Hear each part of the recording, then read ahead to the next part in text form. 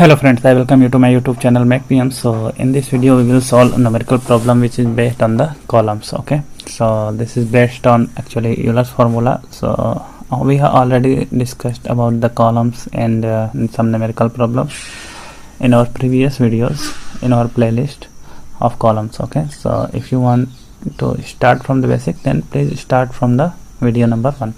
Okay, so let's read the problem. An I section of 400 mm into 200 mm into 10 mm and 6 meter long. Okay, so these dimensions are given. We have already seen is in the figure. Okay, so no need to note down. Then one thing is L is equal to 6 meter is given length. Okay, but if you see everything is in mm, so we'll convert it into mm. Okay, because we should keep the same unit everywhere. As a strut with both ends fixed. Okay, so both the ends are fixed. This is the column or strut and its both ends are fixed, so it will buckle like this. It will buckle like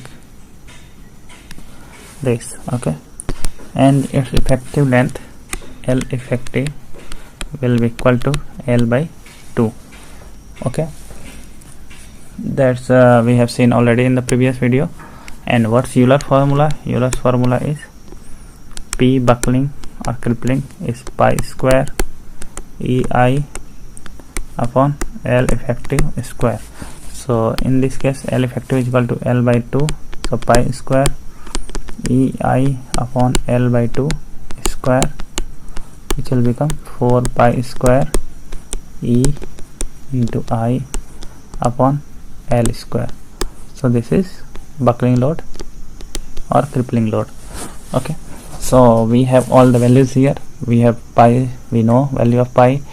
We have E is given as value of E, we have noted it down, so let's note down 200 into 10 to the power 3 Newton per mm square. Okay, so we have value of E, we have value of L. Okay, everything is known, only unknown is I, which is moment of inertia. So how to find the value of I? For this section we will try to find the value of I. Okay, so and around which section it will buckle? So this is section XX, this is section YY. Around which section I will be less, buckling will take place. So if it will bend, buckle around section which is weaker or which has I minimum. So we will try to find IXX and IYY, and we will see how which I is minimum. Okay, so if this is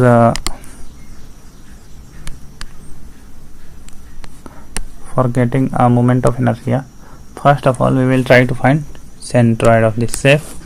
Okay, so what will be the centroid of this shape? If you see carefully, this I section is completely symmetrical around YY axis. Okay, and this is also completely symmetrical at around XX section. So its centroid will be at the midpoint of this diagram. Okay, so if you consider this as base, if you consider distances from here, then what will be the X bar Y bar? Centroid will be equal to X bar will be half of total height, so 400 divided by 2 because it is symmetrical, 200 mm, and 200 mm is Y bar, X bar is 0 because this is around,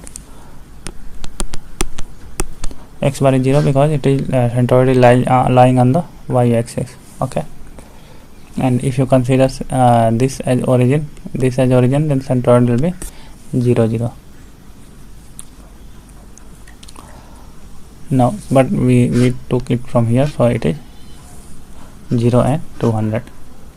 Now if this is an I section, then we can see that this is a rectangle. Okay, this is a rectangle from which these two rectangles, one rectangle this and this is another rectangle, these two rectangles have been taken out. And if you see, combine these two, combine, the centroid of these two rectangles is same as the centroid of this bigger triangle, and which is also same as the centroid of this I section. Okay, that's why we can write it as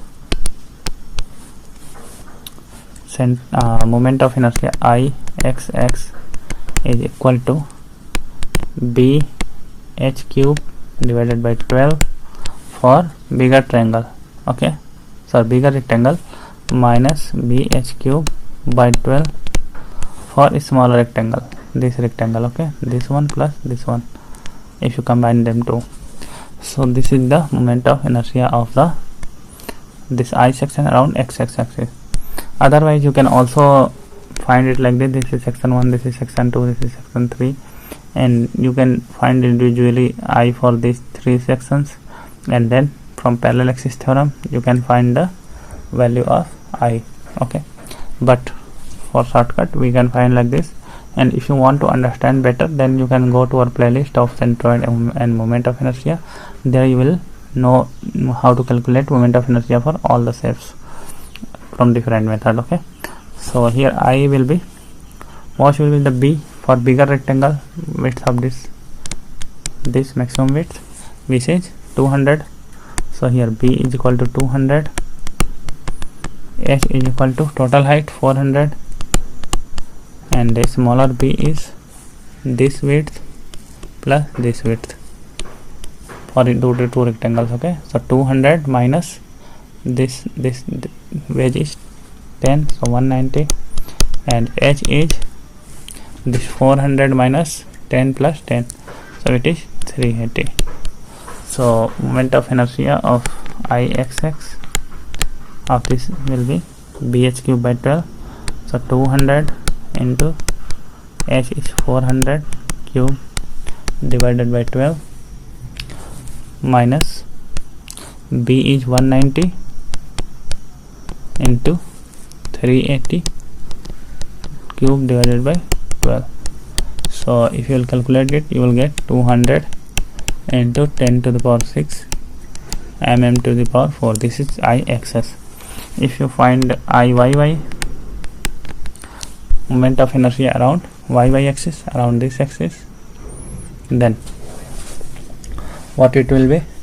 It will be a moment of inertia of this rectangular portion plus this rectangular portion. They are similar, so their moment of inertia will be same, plus moment of inertia of this wave, okay. So it will be their centroid are at the same axis, so we don't need to multiply by distance square, okay, because all are lying in the y axis. So it will be 2 into width of this is B will be equal to 10 into H is this length 200 cube divided by 12 plus, so for this wave section what will be the B is width, which will be 400 minus this width minus this width, this is 400 minus 10 plus 10, which is 380 into what is height is this one, which is 10 cube divided by 12, okay. So if you will calculate these two, then you will get 13.36 into 10 to the power 6 mm to the power 4. So if you will calculate this, then you will get that Ixx is greater than Iyy. So minimum is, we have to use minimum I around which buckling will take place, which will be equal to Iyy, which will be equal to 13.36 into 10 to the power 6 mm to the power 4. Now we have written the formula of Euler's equation 4 pi square EI upon L square.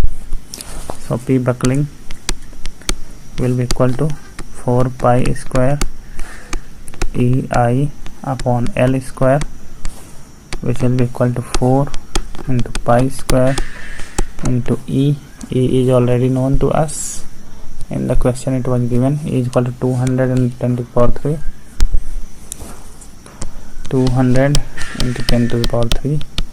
I is known to us, 13.36 into 10 to the power 6 divided by length is, what is the length of this beam? 6 meter. See here, 6 meter, so we will convert it to mm. 6000 to the square. Okay, so if you will calculate it, you will get 2.93 into 10 to the power 6 Newton. So this will be the, if you will convert into kilonewton, then 293 and 0 kilonewton. So this is the buckling load or crippling load of this column or strut. Okay, so I hope you understood this problem. Main problem in this question was to calculate the moment of inertia around two axes. After that question out very easy. You had to just put the formulas and values. Okay, so I hope you understood this problem. If you have any doubt, then you can ask in the comment section, and thank you for watching this video.